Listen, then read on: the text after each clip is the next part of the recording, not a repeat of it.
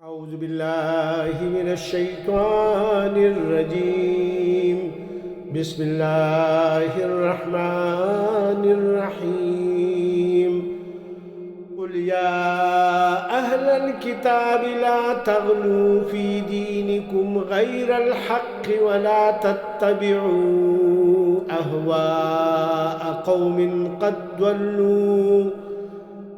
ضلوا من قبل وأضلوا كثيرا وضلوا عن سواء السبيل.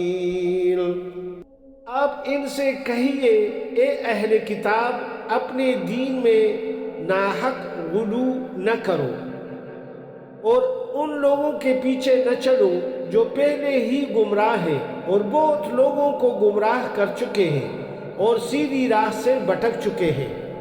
لعن الذين كفروا من بني إسرائيل على لسان داود وعيسى ابن مريم ذلك بما عصوا وكانوا يعتدون. بنی اسرائیل میں سے جو لوگ کافر ہو گئے ان پر داؤد اور عیسیٰ ابن مریم علیہ السلام کی زبان سے لعنت کی گئی کیونکہ وہ نافرمان ہو گئے تھے اور حد سے آگے نکل گئے تھے.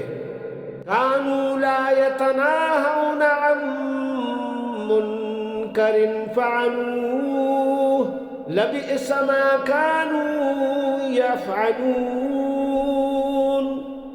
وہ ان برے کاموں سے منع نہیں کیا کرتے تھے جو وہ کیا کرتے تھے اور وہ بہت برا تھا. ترى كثيرا منهم يتولون الذين كفروا لبئس ما قدمت لهم أنفسهم أن سخط الله عليهم وفي العذاب هم خالدون.